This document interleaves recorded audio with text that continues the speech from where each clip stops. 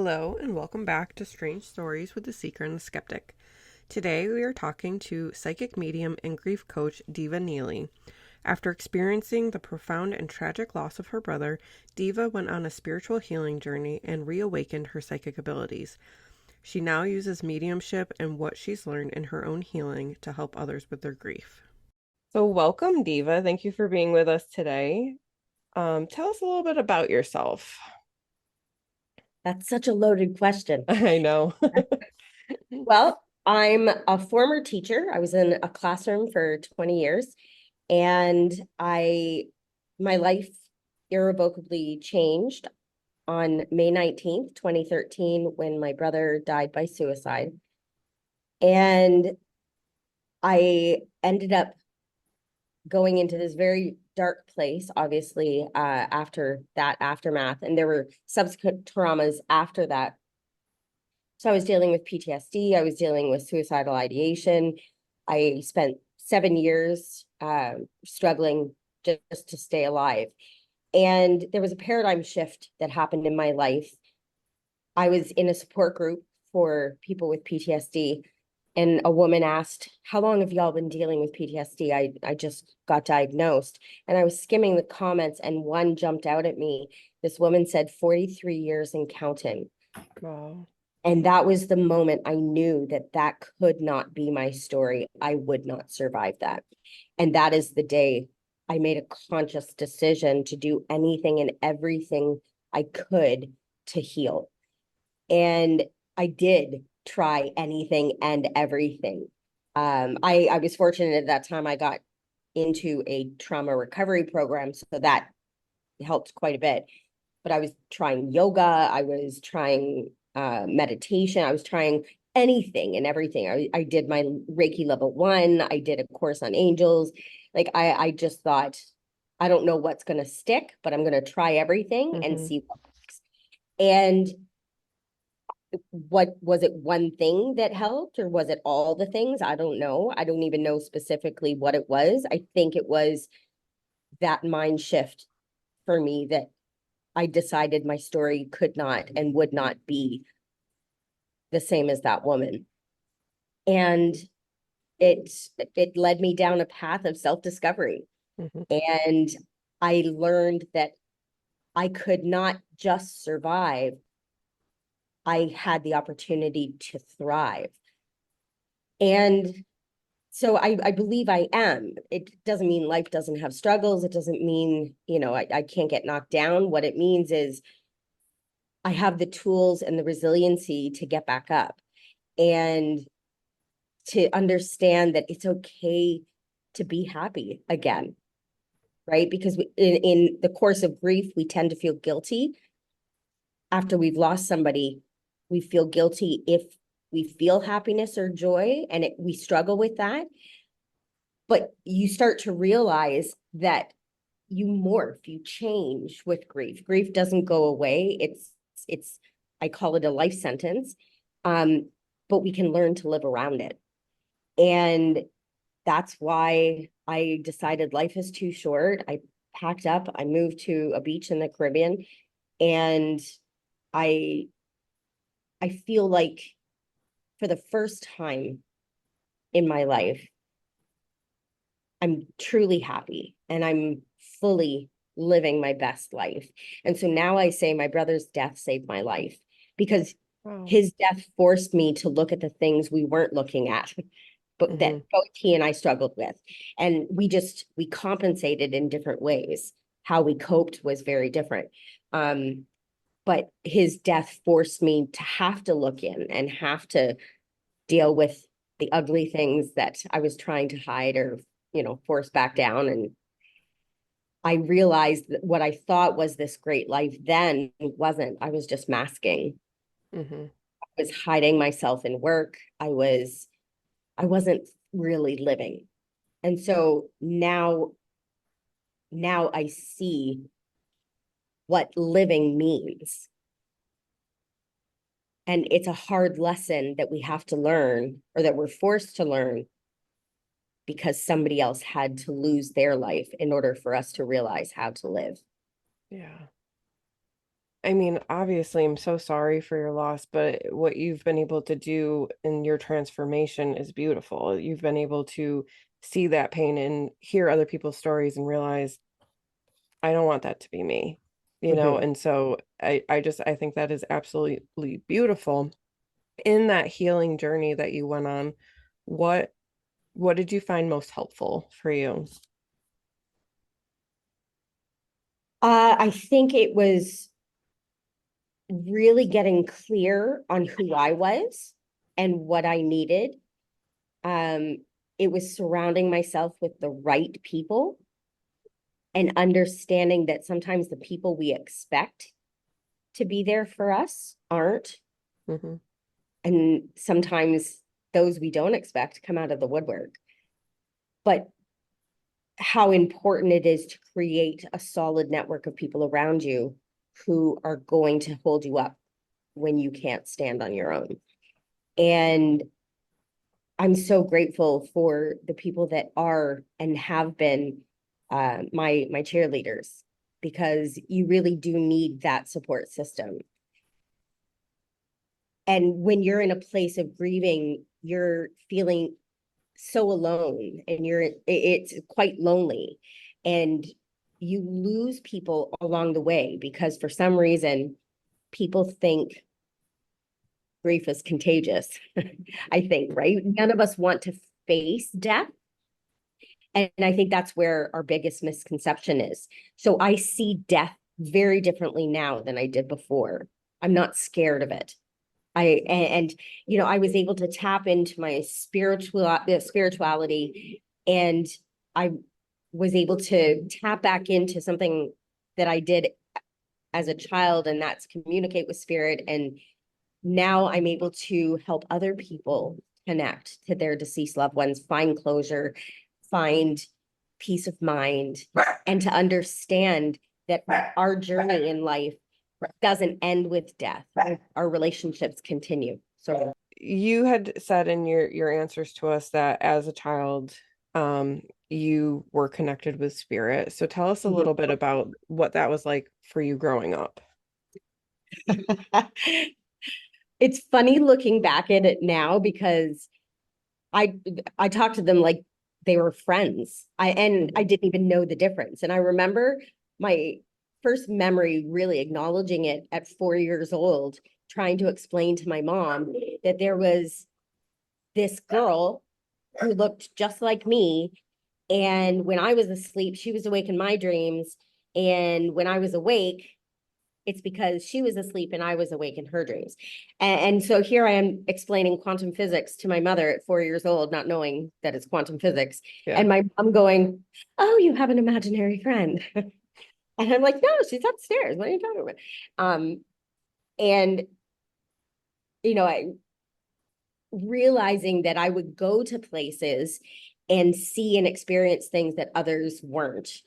And so it became very clear to me who was real and who wasn't. And by real, I mean in physical form. And we used to go on field trips to this museum. And I grew up in what is known to be a very haunted area of Canada. And we used to go to the museum, which formerly 100 years ago was a poorhouse. And I would always see this little boy, and he was always baiting me to come to him and to play with him. And, when I would tell the story, people would say, "Well, how do you know he wasn't just from another class?" I'm like, because he didn't look like us. Like, he was in bare feet. He was in these ragged, baggy, almost burlap looking pants with this blousy, dirty white shirt and tousled hair.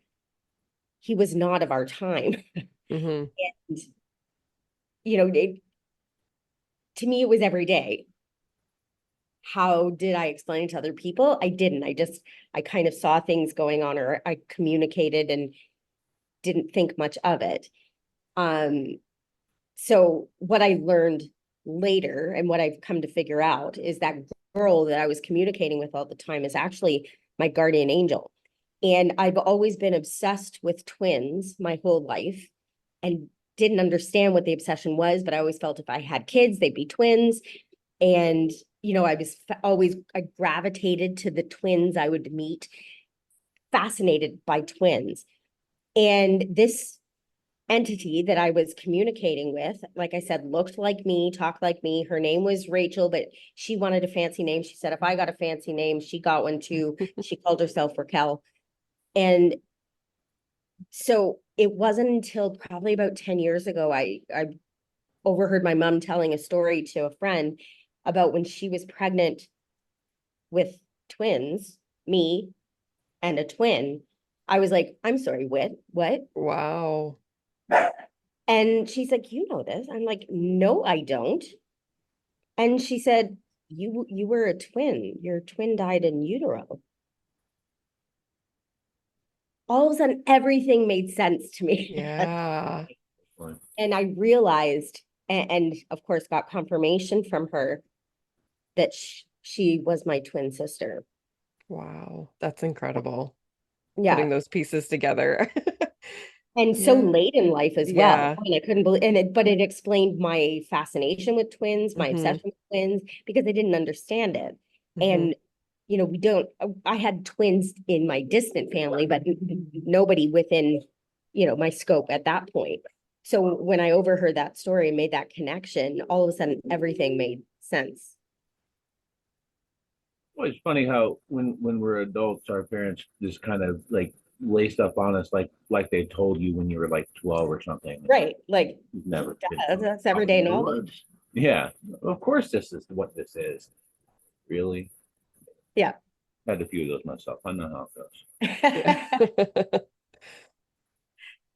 Was there something that happened that, or it could have been many things that happened that kind of like shut down your mediumship abilities as you were growing up? Yeah, there was trauma that happened. And my parents divorced at 8 years old. I was 8, my brother was 3. And we were uprooted from our home, had to move to another home, had to move again. Like it was a lot of stuff that was going on. My dad was an alcoholic, and we didn't know or how to identify that at the time. My dad was also a narcissist, which until I got into therapy after my brother died, I didn't even know what that was. Mm-hmm. And I didn't even know that things that were happening to us weren't normal until my therapist was like, that's not normal, right? Mm-hmm. And so therapy really saved me as well. Because looking back, I could see the patterns. I could see the gaslighting. I could see and I was like, oh no, yeah, he was manipulating us and he was doing these things. And so it was in that time. It's not that I didn't sense them or communicate. I didn't openly do so. Mm-hmm. It's like I sort of shut myself off. And so in my attempt to heal and my trying anything and everything to heal after my brother's death, it was actually my brother that helped me tap back in. And it started with him yelling in my ear. I would hear my name shouted in my ear. And it was in that state of you're not quite asleep, but you're not awake. You're in that in-between stage. Yeah. And it would startle me awake. And for the longest time, I just thought, it was my mind playing tricks on me. And then it kept happening multiple times to a point where you can't ignore it anymore. And it would be like my brother to do that too. And, I jokingly say he was an asshole in life. And by that, I mean like annoyingly prankster, Mm-hmm. kind of play around and mess with you. Why would that change in the afterlife? And it wasn't until one day I had been ghost hunting in an old theater in my hometown. And we had experienced ghost activity in this theater. And I went home afterwards, went to bed. My brother yelled in my ear again, but the difference was I heard my name called 12 different times. And I sat up in bed and went, well, that's new. What is going on? And I realized that the spirits from the theater had followed me home. Oh So I boy. had to send them back. Hmm. And that was me going, oh, I'm tapping back in. Okay, I'm opening myself back up. And then it was like a vortex after that. It just fully opened, and I had to learn how to deal with it and cope with it and set some boundaries. So how do you send spirits back? Is it just an intention or is there something else? It's an intention. I did a smudging as well, Hmm. right? I'm like, it was lovely to meet you, but this is not your space. Hmm. You can go home now because this is my space. And as much as this has been fun, I don't want you here. And I sent them away, and they were quite obliging.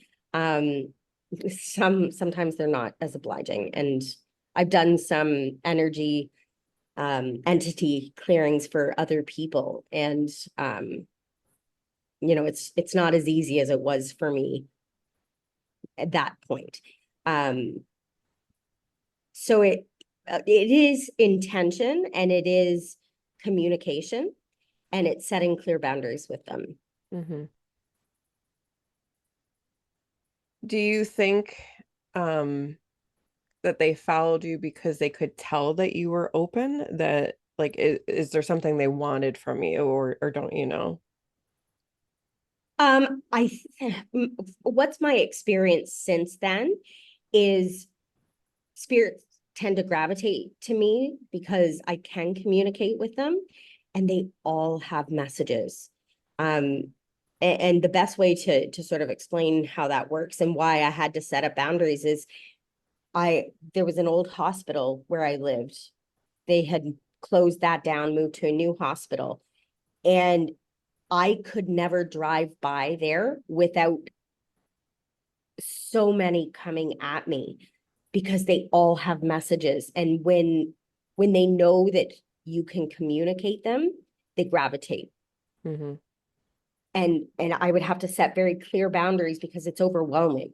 And so when I do group readings as well, when there's a lot of people, I have to sort of set the order of how things are going to go. Otherwise, they rush me, and it can be so overwhelming and draining. It drains my energy a lot because I want to help as many as I can, and I want to pass along as many messages as I can. But I'm only one person, and it's not cut and dry. It's not easy because sometimes they piggyback on each other, and I'm trying to figure out who is who so I can define it for somebody so that they know who I'm communicating with. Um, so it's been a learning curve to get back into it. As a kid, it just happened very naturally. Um, and sort of tapping back in, it was like learning to ride a bike after Hmm. not having a bike for decades, Yeah. right? You're wobbly at first. I was Yeah. wobbly. I was like, Yeah. I don't know what's happening. I mean, I Um, feel like psychic senses it's a muscle, in that you obviously are more naturally open, but I feel like yeah, like to like get more in tune, you kind of have to work that muscle a little bit. yes, definitely. And boundaries are so important Hmm. because they will come at you if they know that they can you can hear them or you can pass along their message. And there are times where I don't want to be open to that, Yeah. right? So I have to set those boundaries. And it was actually a friend of mine who helped me with that because I was so overwhelmed at times, especially Definitely. living in a place that's really haunted. Haunted. Yeah, I can imagine. It's like you're being Everywhere I went, it was, bombarded. Yeah. oh, okay. Yeah. The energy here is palpable. Can you feel it, or is it just me? It's Just just me. me. Okay. Awesome. You had mentioned to us in the questions you returned for us, your grandparents' farmhouse. Yes. Yeah. What are some of the things that were going on with that? That seems pretty out. there. That house was so haunted. It's funny. I talk to my cousins about it all the time because we all had experiences in that house. And me being sensitive to that anyway, there was a room in their house I wouldn't even go in. I firmly believe that there was a very negative entity in that room. And there were strange things that would happen in that room. And that room, even in the dead of summer, would be ice cold, no air conditioning. And, just stepping into that room made me feel almost sick to my stomach. And there were things, like I said, there were things that would happen in that room that we couldn't explain. Like my brother was playing with a lighter, and which he shouldn't have been. I think he was 5, 6 at the time. And he said he dropped it and the room caught on fire. Oh, wow. And so of course everybody was freaking out and saying my brother was malicious and had set it on fire on purpose. But even me as a kid, I'm like, and funny, I have a lighter here. The minute Yeah. you release the flame goes out. How did the bedspread catch on fire? Just dropping, like, and in my mind, I'm like, no, there is something evil in that room. But it stayed in that room. But there were also other things that would happen. I remember I was babysitting my cousins. My aunt and uncle had lived there after my grandmother passed. And I was in the kitchen and it was a farm. So there was a barn and there was a light. And in silhouette, I saw what looked like a man and a young teenage boy, like not a young child. And I freaked out thinking, oh my God, somebody's here.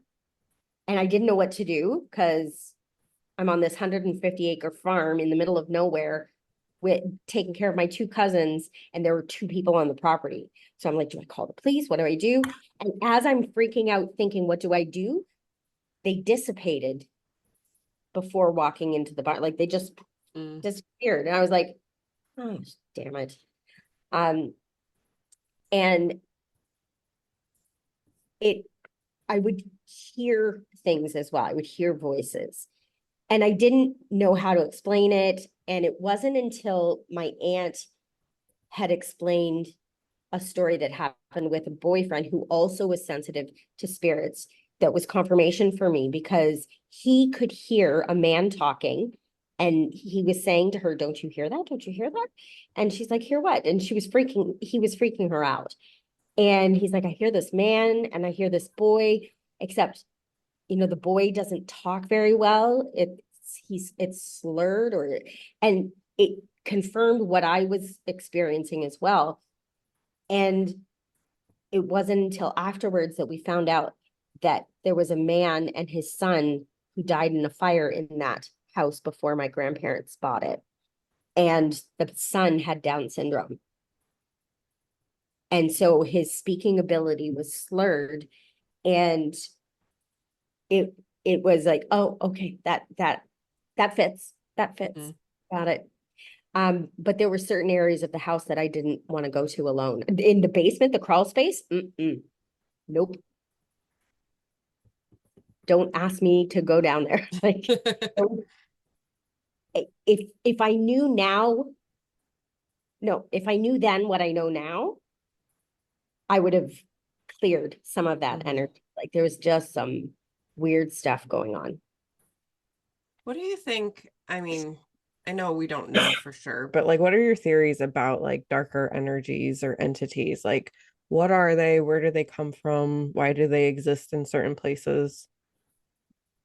That's such a good question. And it's funny because I'd always asked my angels to protect me against that. I didn't want to deal with that, but unfortunately with all the good, there comes the bad.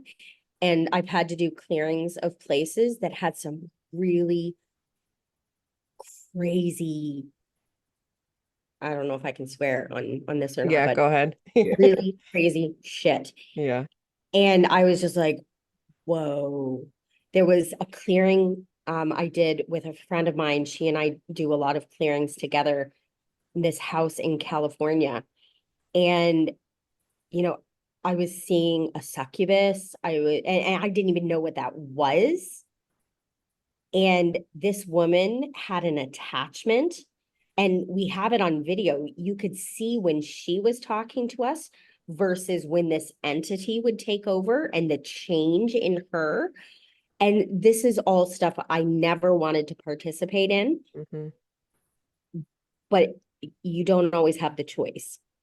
And so what we've come to learn is that that stuff exists just as much as the spirits of our loved ones.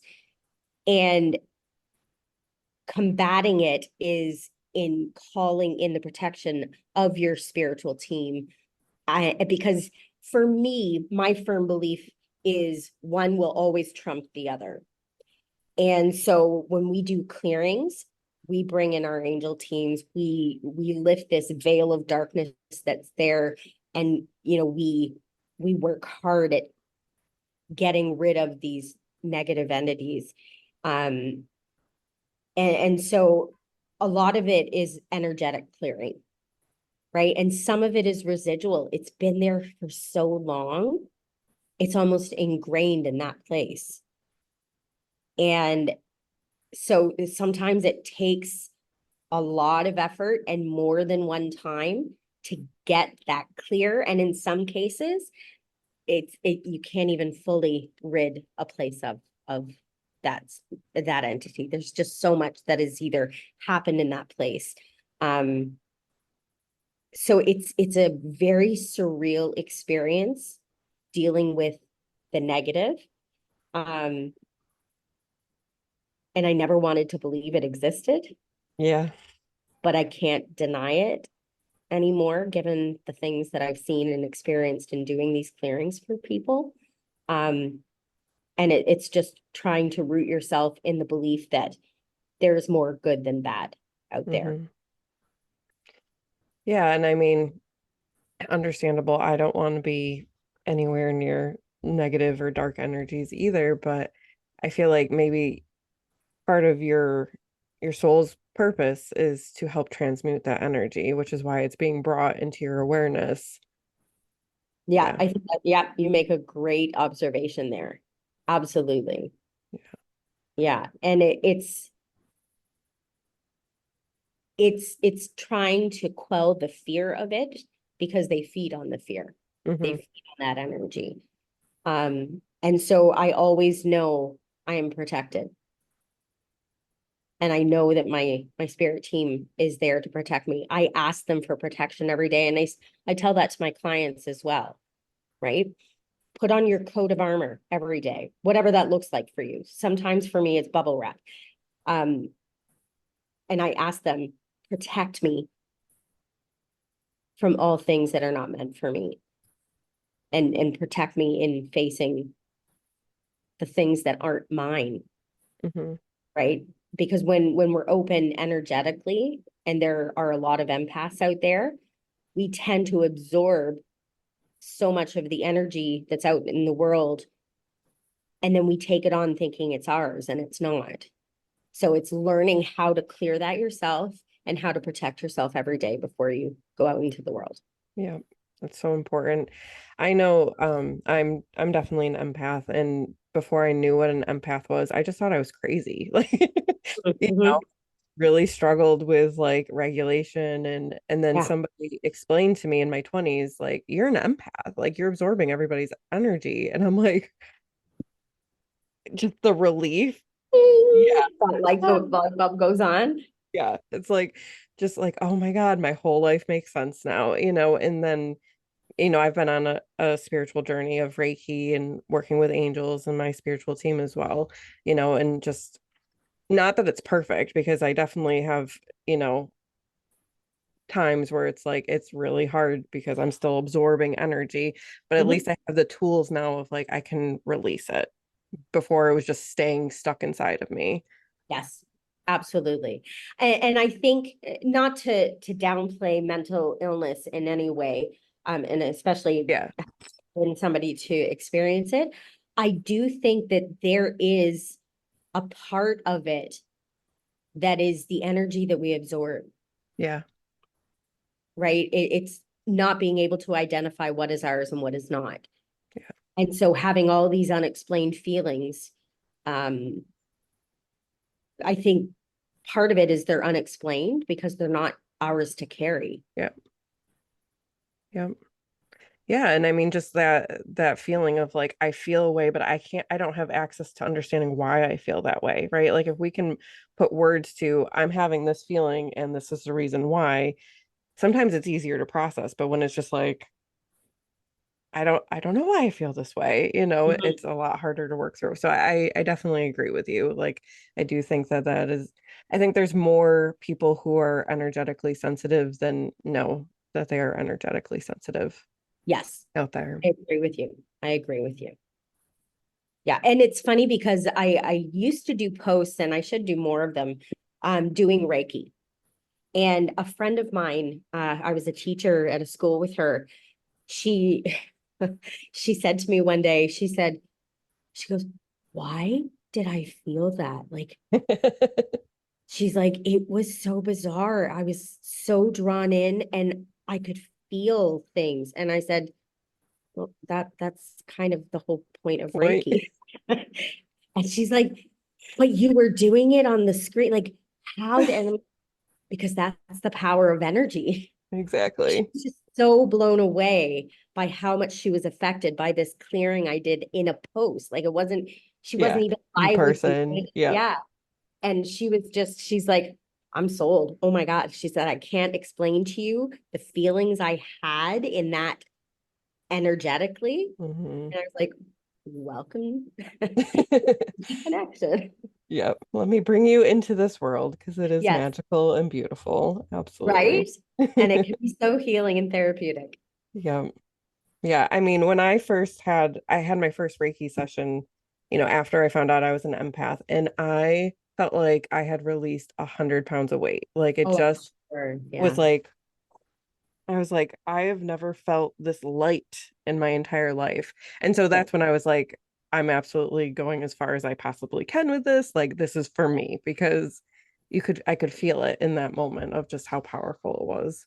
Oh, absolutely. Do you find now that you're in tune with that, that you can go into anywhere public, like a grocery store, and you can go by somebody and you can feel that they're carrying so much. You almost want to like do a clearing for them. And I know technically we're not supposed to because you have to ask for Yeah. and then get confirmation on that. But some people I'm like, "Oh, honey, you are carrying so much that isn't yours." Right? Yeah. And I think to explain to people who may not have experienced that, it is almost palpable how you can feel it. Yeah. Definitely. It's so Eh, heavy. definitely. I do a lot of before I go out in public. I don't necessarily put like a huge, how do I say it? Like it's not a firm barrier. I Mhm, was kind of taught of doing this energy filter. mhm. So it's more of like I'm putting a filter around me so anything I'm taking in is kind of transmuted into love and light. And then I'm pushing it back out, filtering it through love and light. So yeah, that definitely helps me going out in public, Yeah. because I'm just like I'm not experiencing it at the same denseness, I think.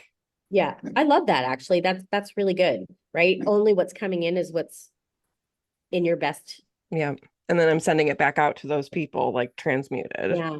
Yeah. type of Do you thing. have a hard time in crowded spaces? Oh Crowded yeah. places? Yeah. Yeah. Yeah. I avoid them at all costs. Yeah. Yeah. Yeah. Like going to a concert, as fun as it is, it's also like it exhausts me. Yeah, I need a recovery day after something like Yeah. that. Like, yeah, I mean, it's fun and you're feeling the energy of everybody else, and then you're like, oh, Yeah. I need a But that's nap. the problem. You're feeling the energy of everybody Exactly. else, right? Yeah. And it knocks you on your butt afterwards. Yeah. Um, it can feel so overwhelming too. And Yeah. it's hard to explain that to somebody who doesn't know how to experience that. Yeah, absolutely. I know that you do grief work with people, and so that's sitting with a lot of really heavy emotions. So I'm curious about, kind of what you do to like not only help the people that you're working with, but like also help kind of like yourself process that energy. I think that it's a great question because, it's there's a lot of heaviness to it. Um, the thing that my main goal is for people to know, one, they're not alone. That there are people who understand, are people that are in their corner. They are never alone.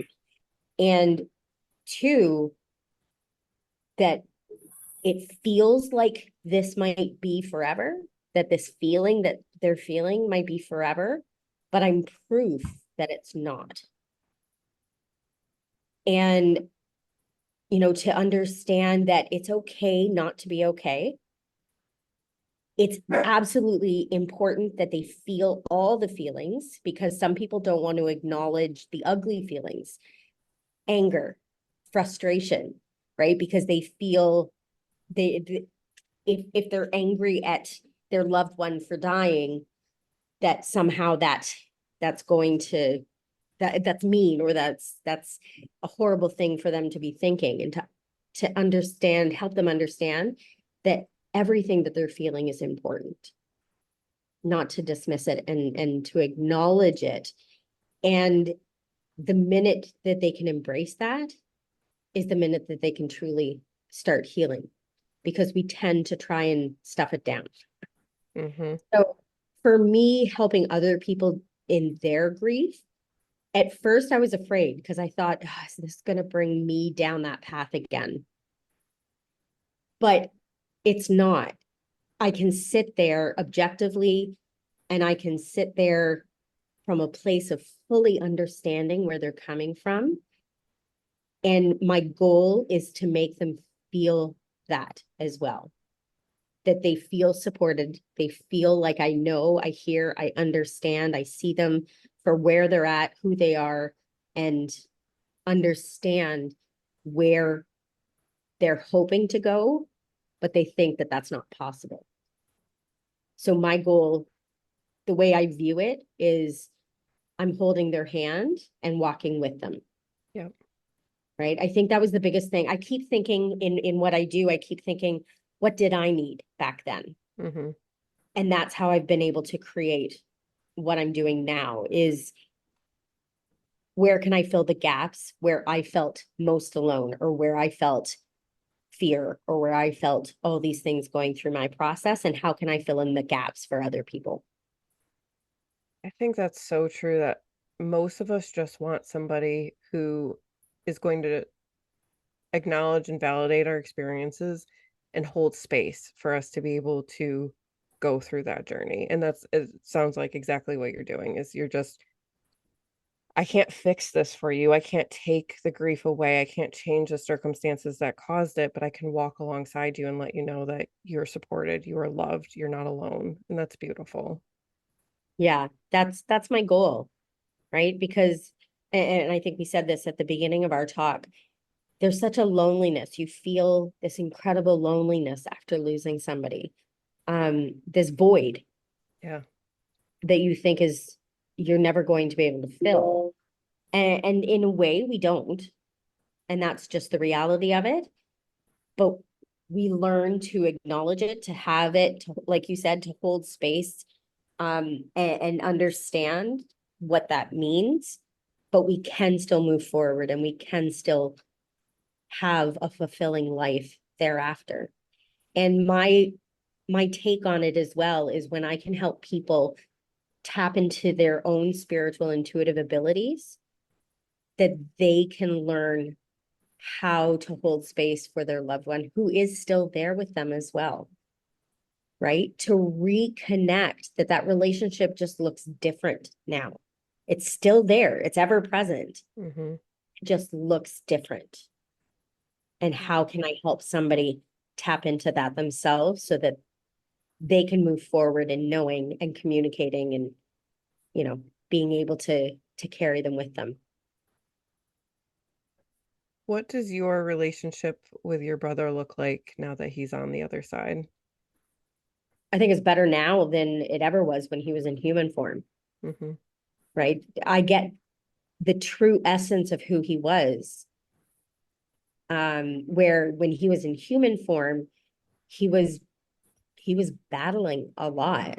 My brother was dealing with drug addiction, and that was his coping mechanism, right? His self-medicating was his way to cope with our childhood and everything we went through. Um, and so now I think I get him in his purest form. And there's still those essences of my brother that I remember when he was in human form. Like I said, he was a jackass then, he's a jackass now. He dive bombs other people's readings. I have friends who are mediums, and one day my friend messaged me. She goes, "Do you want to hop on this call? I'm working with mediumship students, and I think your brother's here." And I was like, I believe it, right? Because he swoops in, he leaves everybody perplexed, and then he goes. Um, and I think for me, what was interesting with his daughter, my niece, um, how he communicated with me throughout her growing up as well. I took her on her first date. She went on a date with this guy, this boy. She was in grade 7 at the time. And she asked me if I would take them out. And I could hear my brother in my ear. What are you doing? Why you can't be doing that? Like, and he was swearing at me, and he was all kinds of it, and it was funny, right? Because it's exactly how I know my brother would have reacted Mm-hmm. in human form as well. Um, so I think my relationship, I value so much our relationship now. I feel him guiding me. I feel him, trying to be there now when he couldn't be there in human form. So I think I embrace the connection that we have now, and I'm so grateful for it. Yeah. It's a beautiful gift that you have, you know, to have your abilities and be able to now experience this.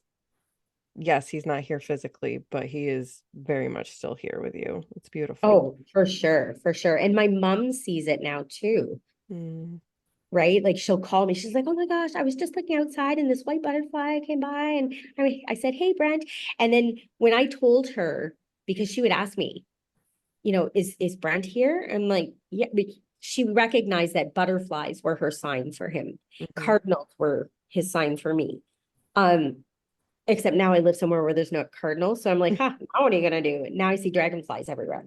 Um, so there was one time she was in her garden and there was a butterfly, and she was at this point she was a little skeptical, and she was like, "Hi, Brent." And she's like, "Okay, if you're really Brent, show me." And this butterfly came up and landed on her hand.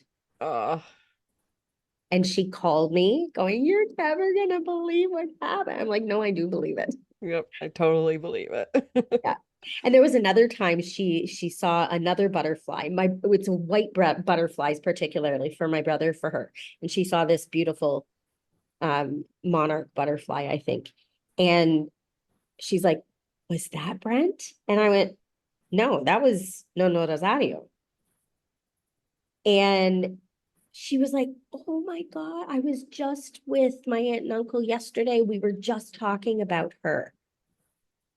And I didn't know it because I mean, I'm not even in the same country as she is. Hmm. And so I didn't know. I just said, "No, I think I'm getting that this is this person." And it's not that we talk about my great grandmother at all, really. Like, we don't really have a conversation about her. But I knew I had this feeling it was her. And for her to validate that, saying, "I was just talking about her yesterday." Awesome. Yeah. So it's things like that. And now my stepfather is a believer because he did not believe. And then one day he asked me if I would do a reading and connect him to his mom and his sister. And he was in tears by the end of it. And he said to my mom, he's like, there are things that she said. He's like, she wouldn't have known those things. So now he recommends me to people. That's awesome. Yeah. Converting people one Right? reading at a time. I love The it. harshest of critics too. Like Yeah. he was Yep. having none of it before. Yep. Well, I'm just curious, and this is a question that I think more people should be asked who had these types of experiences. Do you think that it? Do you think that these personalities that you're able to communicate with are around because they're just around, or do you think that they're around because you think about them and want to communicate? What do you where do you think these folks are when this is not happening? I think they're always around us. I think, and I firmly believe that they are always with us, guiding us and helping us. That even when you don't believe, or even when you don't know how to communicate with them, I think they're still with us. And I think they show us signs every day, just some people don't know how to see it. And sometimes it takes them longer to tap in and go, oh, so maybe that isn't a coincidence that this is happening every day, or I'm seeing this bird every day, or right. And people say things to me all the time, like, I ask for signs and I don't get signs. And I'm like, you have to let go of your expectation of what that sign should look like. Because you can ask for a butterfly, but if it's the dead of winter, there's not going to be a butterfly that's going to fly by you as you're walking down a path. It could come in the form of, it pops up on your screen in an ad on YouTube. It could be that a bus goes by and there's a butterfly on an ad. You have to let go of what you think that sign is going to be, and you have to be open to it, how it comes to you. But I firmly believe that they are always with us, and that we can call them in anytime we want as well. Agree with that. So they're always with us, perhaps in a different dimension, right? Mhm.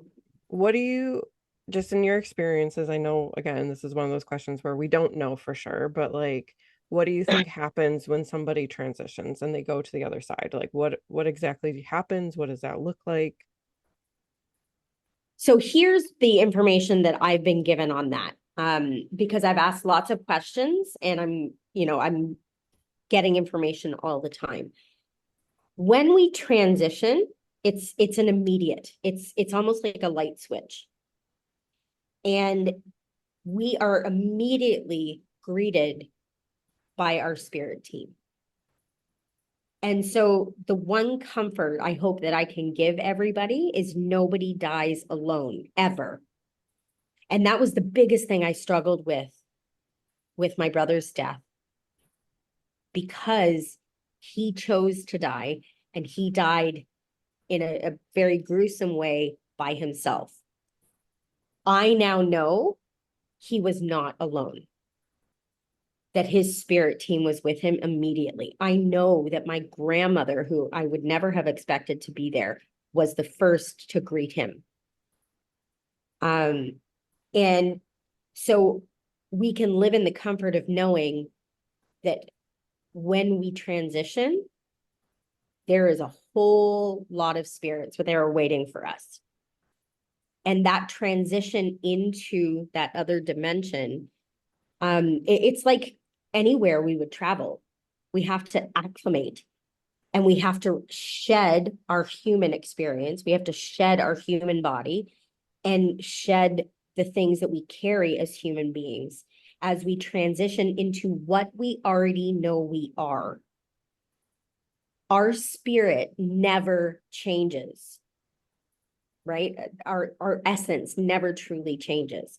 And so we reacclimate into something we already know, which is why I firmly believe, and I've heard other people say this as well, that we go home.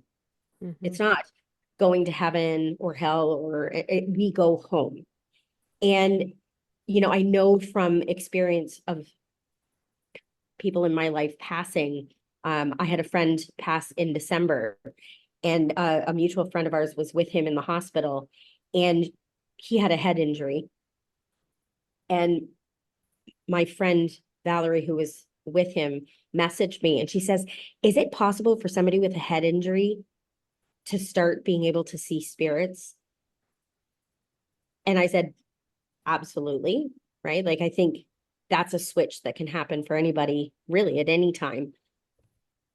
But in what she was describing to me, I knew he was not going to be with us long, because I knew she was describing his spirit team was in the room waiting for him. Yep. And the way he described what he was seeing, I knew. I couldn't tell her because I didn't, it's such hard information for somebody to process, especially, given that circumstance. So it just reassured me in knowing that they're there waiting for us. And I hope that brings comfort to people. It really is like a reunion. And then I think we go through a process of evaluation. And some people think they call it Judgment Day in the Bible, or, religious churches explain it that way. I don't see it so much as a judgment day. I see it more of an evaluation day, where, and it's not even a day, it's a period of time where we look back on our life in human form. And it's like a course evaluation. When you do a course in college or university, and at the end you have to give an evaluation of, did you learn all the things you thought you were going to learn? How was the professor? I think we go through that kind of evaluation where we're like, did I hit all the things that I had intended spiritually before I entered that human form? What could I have learned, or what do I need to take with me in my next journey in human form when we reincarnate? So we do this evaluation period.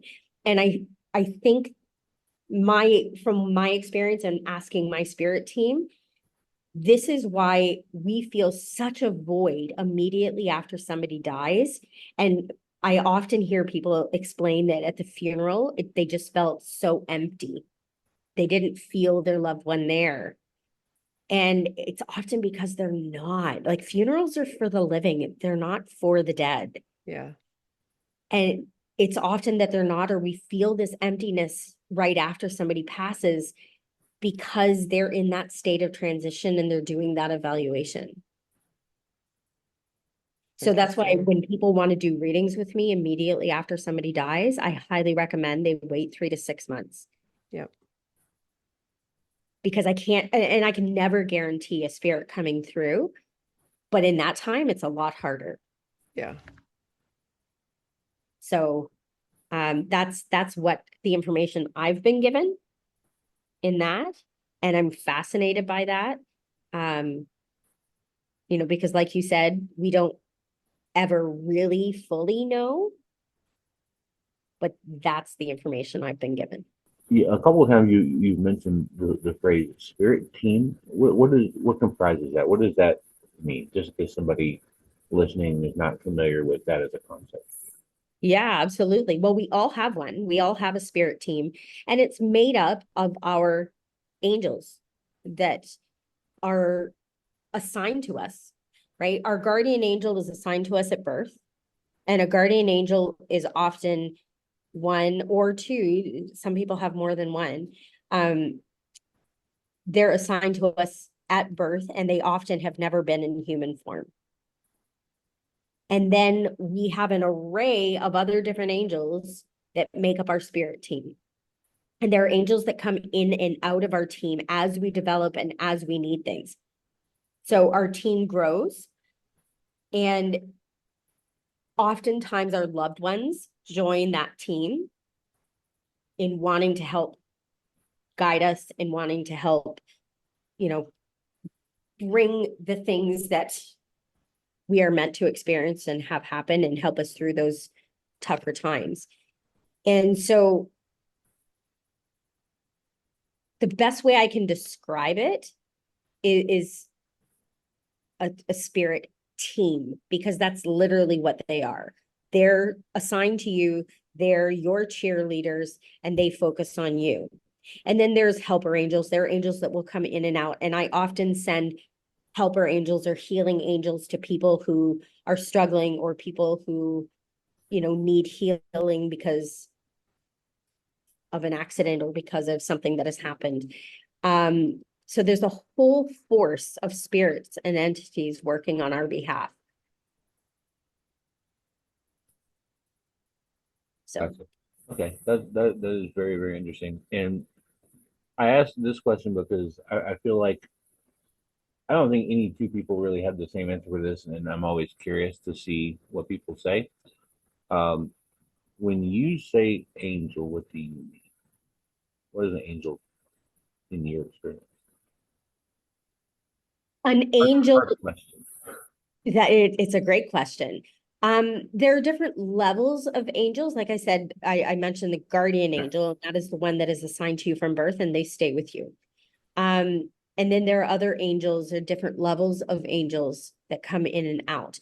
We've got like the masters, which are high level spirits that have been in human form. And that would be like Buddha, Jesus, those types of angels. We've got our archangels, which we've been hearing about archangels since the beginning of time, that come in and out of our lives and help us as well.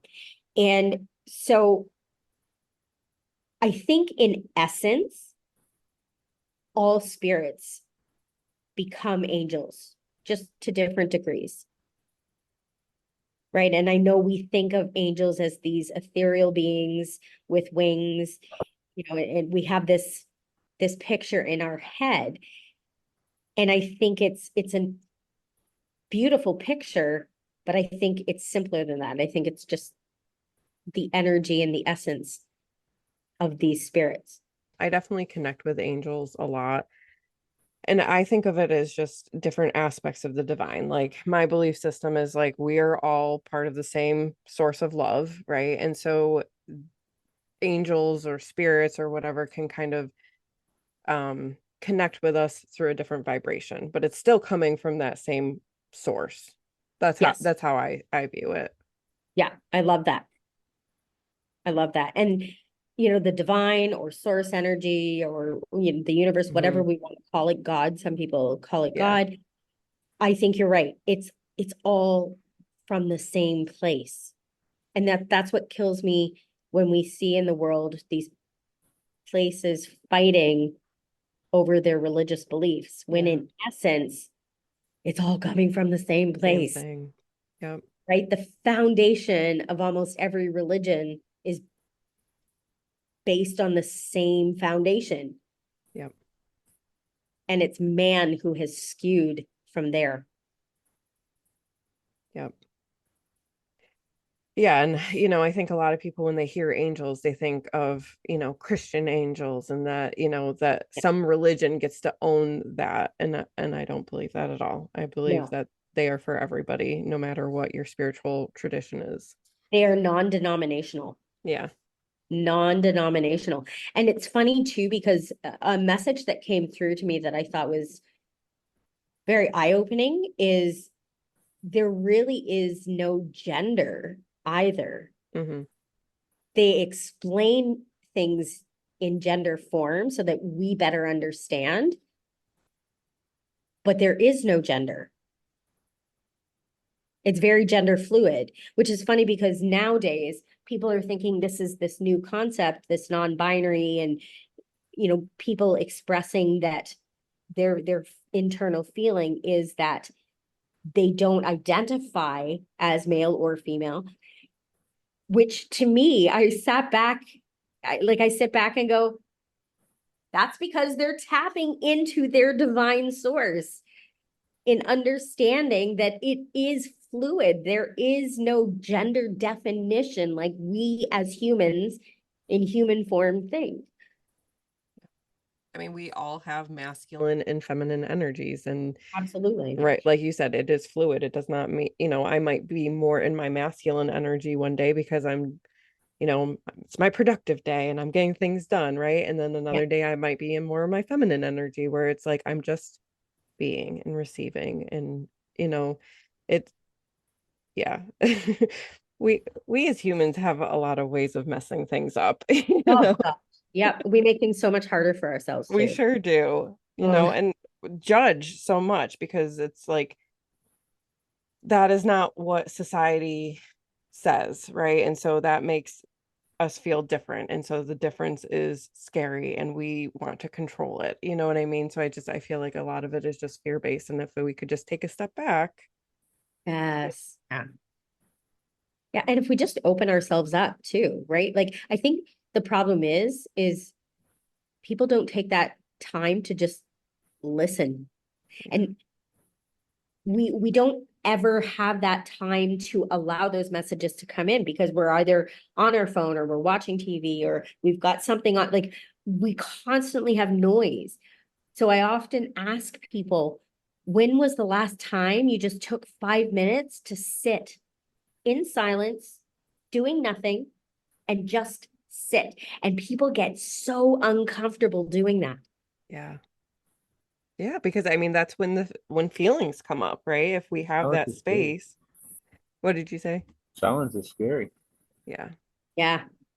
It can be for a lot of people. Yeah, I was thinking about this the other day. I'm like, if people could see me, like what my days consist of, I am productive. I do things, but I have a lot of time where I just have my eyes closed and I'm looking inside of myself and I'm just being, I'm connecting, I'm meditating, I'm giving myself Reiki. And I feel like I have to do those things to function in society, you know? Absolutely. And when Yeah, you start to do that, you realize the value in it and you want to do more of it yeah, because it is such a powerful place and a peaceful place and a happy place, right? Like when people yeah. say find your happy place, Inside of yourself. Yeah, yeah, exactly. That's exactly it. It just, shut up and listen for a second. I'm with you. 100%. Yeah. But there's so much discomfort and silence. People, it doesn't feel right. Or they all constantly feel like they need to be doing something. Take 5 minutes and just chill the hell out. Yeah. Yep. I mean, it Well, definitely is an avoidance of the discomfort, but it's like you can't move through that discomfort. You can't move through that grief unless Yeah, you're able to sit with it. yeah, definitely. Definitely. big thing that makes that difficult, I think, and at least here in the States, I don't know how it is outside the United States, but here in the States, the economic issues that we have here has caused hustle culture to be such a big element of everything that we do that the majority of people at this point, if they're not actively being productive, quote, in that manner of making money, we kind of have been trained to feel that we are doing something wrong. And so Oh, yeah. it becomes very difficult for most people now to be able to sit there and exist or engage in a hobby without monetizing it or reading a book without feeling like we've given up some amount of money, which is important because nothing is free here. Yeah, definitely. Well, and I think our socioeconomic ish situation now, and I think all over the world, is it's getting harder just to survive Right. monetarily because the prices of things have gone up exponentially, but people's wages have not. Yep. And unfortunately, it's causing this mentality of struggle and lack. And I see it here living in the Caribbean. I live in the Dominican Republic, And if people say, oh, well, you're living in a third world country. No, it's not. It's a developing country. It's actually quite wealthy. It's just not being distributed to its people properly. And so when you're living in a place where people are desperate, people will do desperate things. So there's a lot of corruption, there's a lot of theft here. They will try and pull the wool over your eyes, and they see you as a money pit, thinking, well, you'll just get more money, but I need this now. And they find ways to get it. And it can be very disheartening. I just looked, it's May 11th, 11:11 a.m. Yeah, here. that's Uh, awesome. so I think we're in this state of desperation, which is so far removed from that internal spiritual place Yeah, we're meant to be. yeah, We've got to get people back to tapping into that and realize that abundance will come when we go internally and we start tapping back into ourselves. But that's really definitely. hard. People struggle with that. I struggle with that still. Yeah, definitely. I struggle with that as well. Like it is a belief of mine of like we live in an abundant universe, you know.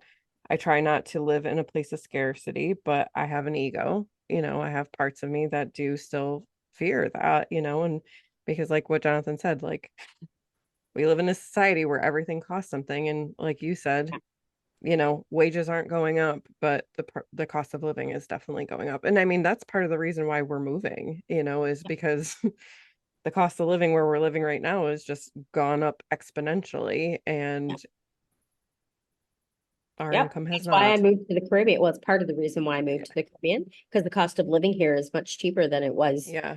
in Canada where I was. Yep. I believe it. I believe it.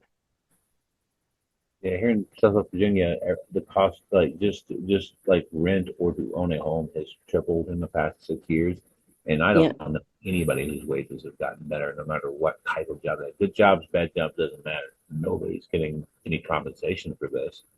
Who Yeah, knows who's exactly. actually paying these prices? I sure don't know.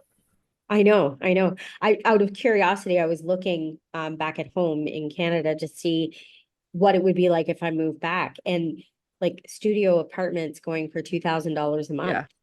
Yeah. That's what we're seeing here too. What? Yeah, Yeah. Great, like people charging a stupid amount of money for renting a bedroom in their house and sharing the Yeah. house. It's mind blowing. It is mind blowing.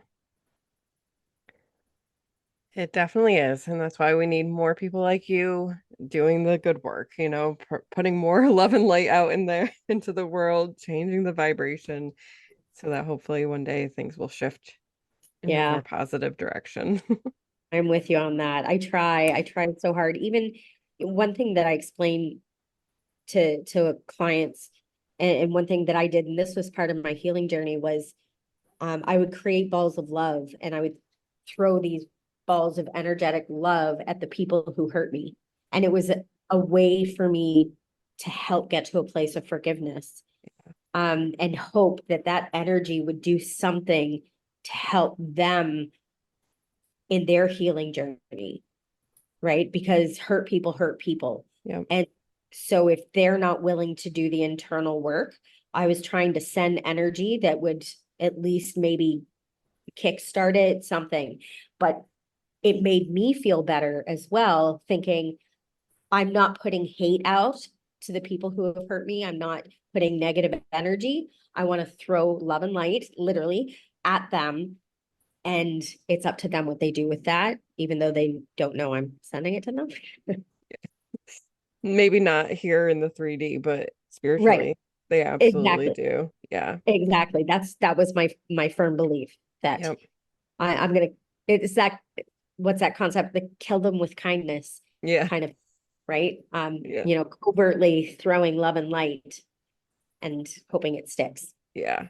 That is a very hard one. And that is something I believe in, do as well. And for the people that I work with, that is a really hard place to get to. But I think when you can do that, you do heal, because it's like, I'm not holding on to this poisonous anger anymore. right? Yeah. I've transmuted that energy and now I can just see you for your wounded parts and I can try to just do my part in trying to help you heal. And that is just loving you.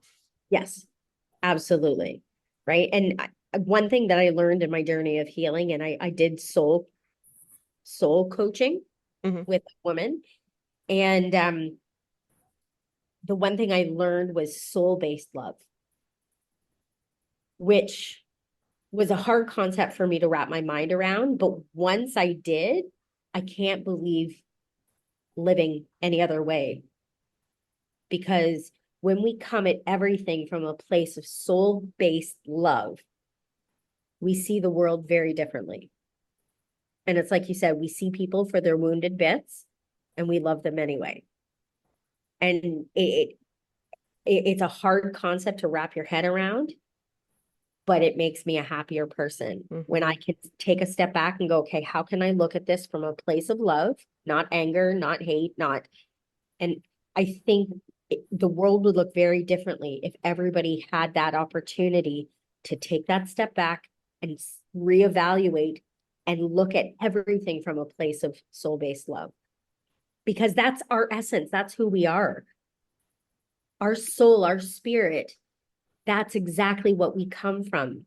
The source, the divine, is soul-based love. We are all from that. So how do we get people to tap back into that? Have conversations like this and the Exactly. work that Exactly. you're doing and sharing that with people absolutely is the way to do that. And I believe I'm definitely with you. It's not always easy, but it definitely makes the world a better place when we're able to approach people with compassion. And I think an important thing is like people hold on to anger or hurt to protect themselves, and it's like you don't have to, because you can have that soul-based love while still having physical boundaries, right? Like just Yeah. because you have forgiven somebody or you have decided like I'm going to see you through a compassionate lens does not mean that that person continues to get access into your life to hurt you. Like both of those things can be true at the same time. Yes. I 100% agree with that. Right. It's funny because people listening, you might think it's very kumbaya, right? Everybody stands in a circle and holds hands, very earth muffiny. But there's truth in that. There's so much truth in that. And we choose to poke fun at it. But if you really sit back and think about it, it's really very simple. Yeah, We as humans make it complicated. I agree. Our human selves get in the way so much. um During my, I think it was my master level Reiki training, during one of like the attunements, I channeled a message from spirit, and it was love is the answer to all questions. Mm, And to me that has become kind of like my mantra for life. It's like it in any situation, bring love into it, right? Bring yeah, that compassion, bring that forgiveness, bring that trying to see people through the best lens. Again, not without boundaries, but love is the answer. And yeah. I will Oh, sing Kumbaya with people all day long. me too. Let's do it. Absolutely. And it's a nice visual if you think about, you know, everybody circling the world holding hands, Yeah. right? It's such a great visual. It Yeah. really should be how we're living. Yep. But there's such a divide and there's such hate. And unfortunately, we're letting it win, Yeah. right? And this is why we have people like us who are silently in the background trying to fight it, Yep. trying to bring people to the light. Right. Well, and they say live by example. I all the time people say to me, "Oh, you've got such great energy." Awesome. I've been working really hard at that. Excellent. I'm glad it's coming across. Yep. But it does make a difference, because that energy, like we were talking about before, of like being in a crowded room and stuff like that, like energy is infectious. So it's like if you're radiating that positivity and that love and that compassion, like that does have an impact on other people. whether they Yeah, know it consciously or not. absolutely. 100%. Right. And we get that sense. I often say to people, and even as a teacher, I used to say, you have a choice of how you face your day. And your choices affect other people, whether you want it to or not. So what are you choosing today? Are you choosing happiness or are you choosing something else? Yep. And when you walk into a room, have you ever had the sense you've walked into something and you're like, what did I miss? Right? Something's happened here and nobody's talking, but I know somebody's had an argument because I can feel that Feel energy. it. Right. And Yeah. when you explain it to people like that, they're like, oh, is that what that is? Yes, that's exactly what that is. Right. And I think that's why, for me, as somebody who's traveled as well and with disability, that's why I have to be so conscious of my energy. Because when I would go into places like the Anne Frank house, it that energy in there really affected me. I'm sure. Yeah. Right. And I was with my mom and we went for coffee afterwards and we just sat there because both of us, and my mom not even aware of that energy, we both kind of said, it almost feels wrong to talk now. Mm-hmm. Right. Because you feel the energy that is still existing in that space. And I think it speaks to the power of energy. How long ago did that story happen that we Yeah. can still go into that place and feel it? And so if that's true, why is that not true of any place we go into on a daily basis? Right. And so if people can start reining in their own energy and being consciously making a conscious effort in what energy they're putting out, we can change the world. Yep. I believe it. That's our mission.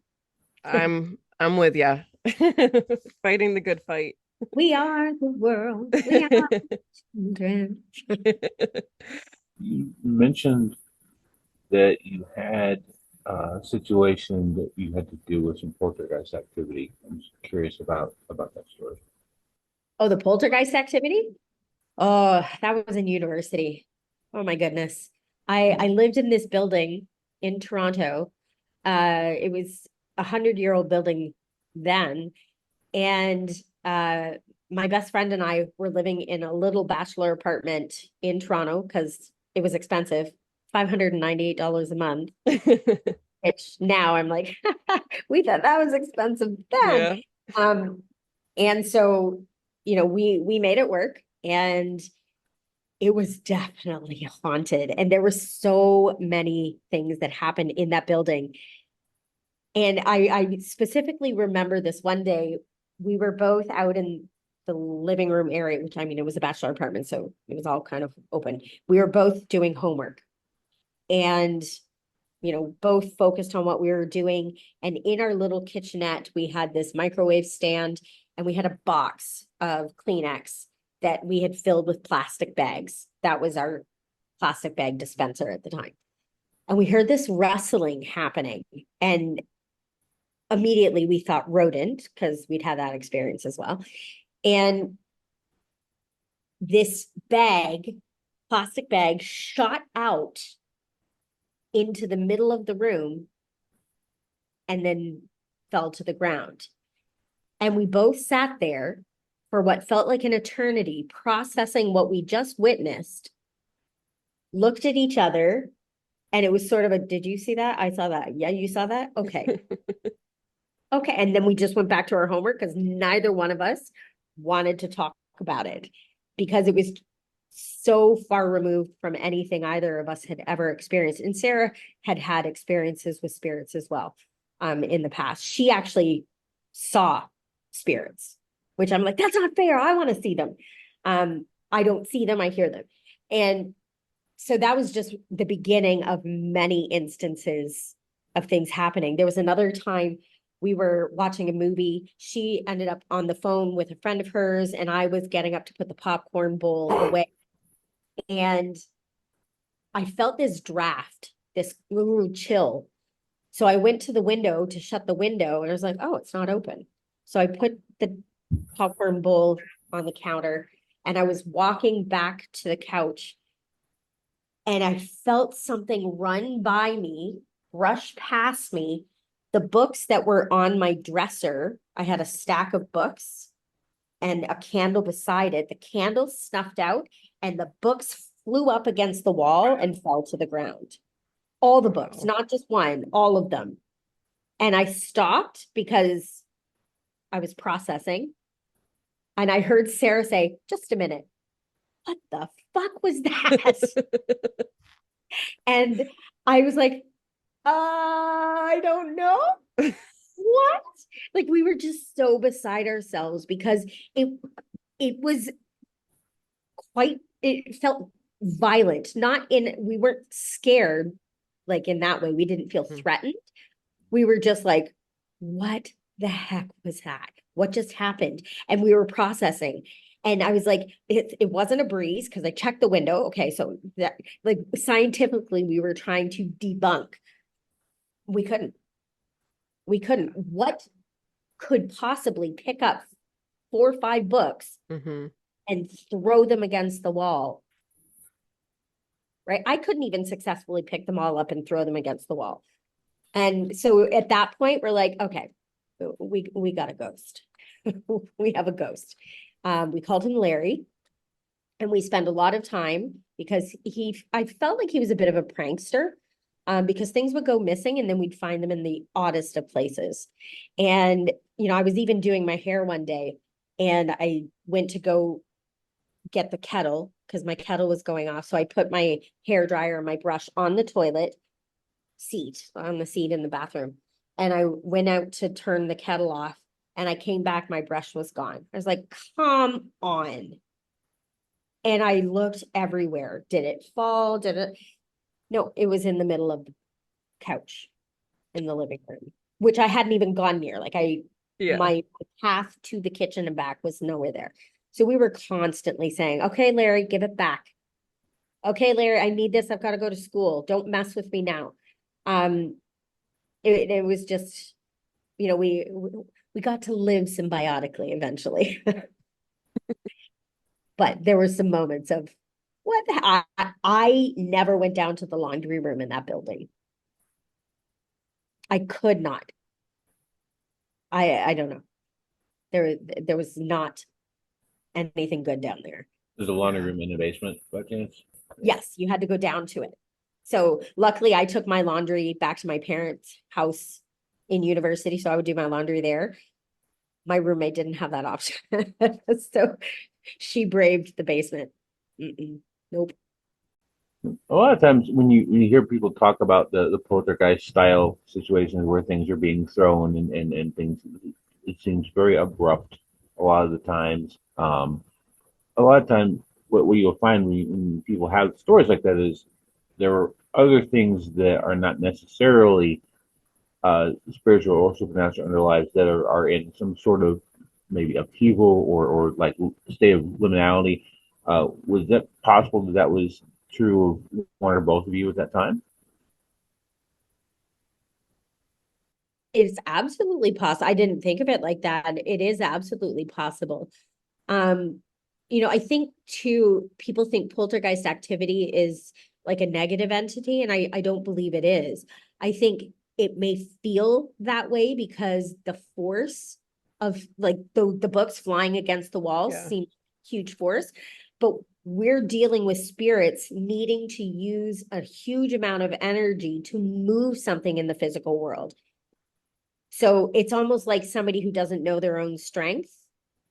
And so I don't believe it's always negative. Where some of those the paranormal shows, it drives me nuts because they make it seem like it's such a negative, evil thing. And I don't think it Mhm. always is. I think spirit will always try to communicate with us, but how they move things is very different than us picking something Yeah. up and moving it. It takes a different kind of energy and a lot of energy for them to be able to move something in our physical world. Yeah, I can't take the majority of those television shows seriously, and I really can't stand to watch most of them. 'Cause everything has got to be a demon. Everything's got to be negative. Everything has to be the exact same thing, and it just no real person I've ever talked to's experience has been anywhere near what these people show on those shows. No, I agree with you 100%. It drives me nuts. Yeah. It drives me nuts. And sometimes I'm like, I wish I was there, or I'll hear something or experience something before they've realized. I'll see or hear or feel something before they do. And I'm like, oh, if only I was there. Hello, do you not see this happening? Do you not feel? But Yeah, they should contact you. right, I've had some amazing experiences going into places and doing clearings. I had this one experience in this business in my hometown that asked me to come, and there was some strange occurrences happening. The fridge, they were finding the fridge open.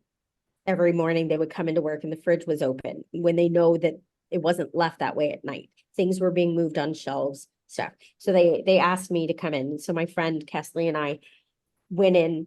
She came via Zoom. She's in California and we do clearings all over the world.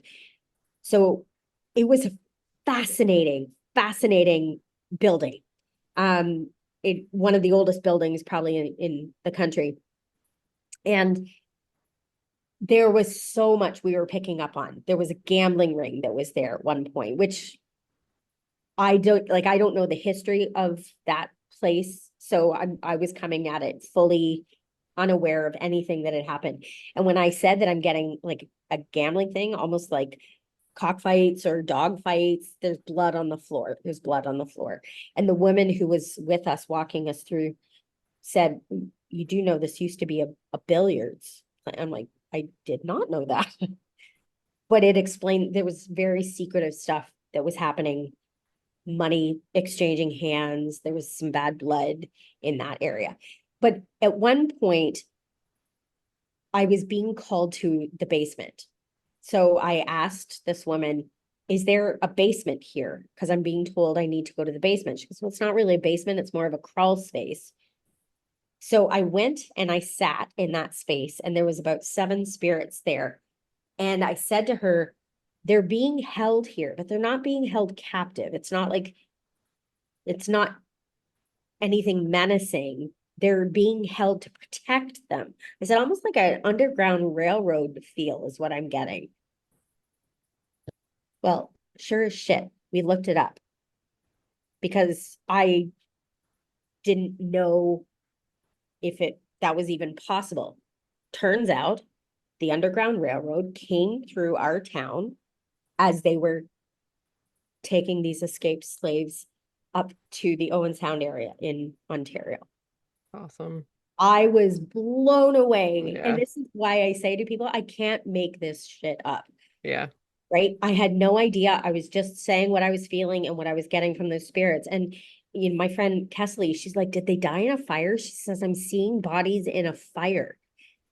And I said, no, like, I don't know what happened to them, but it's not a fire. They just showed me that they were being held in that basement for protection. Next day, the woman who was there with us talked to the owner of the building and asked her about, was there ever a fire here? She goes, no, but in the basement was the incendiary or whatever it's called. It was the town crematorium. Oh, Hmm. And of course, that's not in the basement anymore. It's yeah. empty. We didn't know that, but Kesley kept seeing people in a Yep. fire. Fire.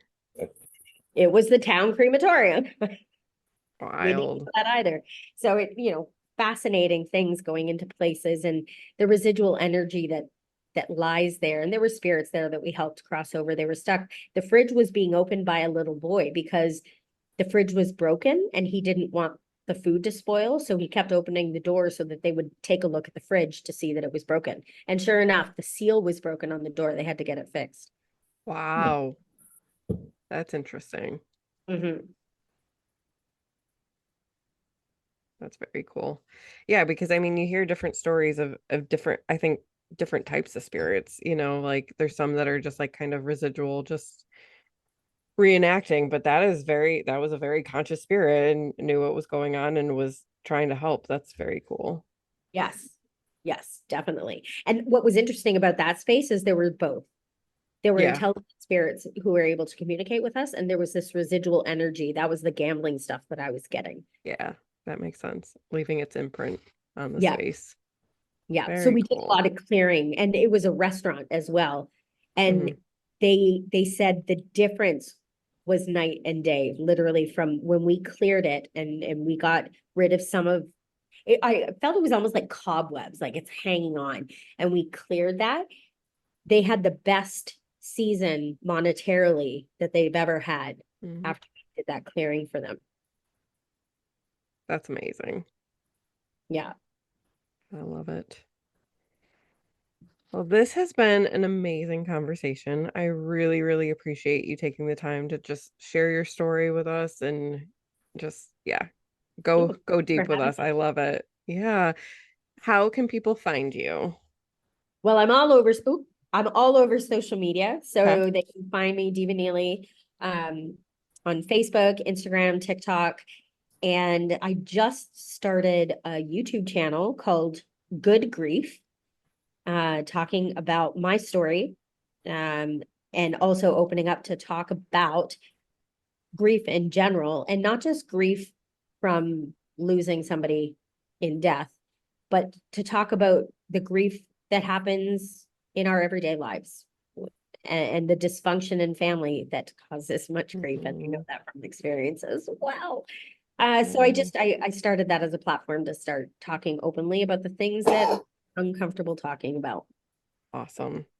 Yes, Awesome. we will definitely put all that in the show notes and I will be following you momentarily. Awesome. I love it. Thank you so much. This is wonderful. Really appreciate this conversation with you. Thank you so much. It's been fun. Great way to spend my day.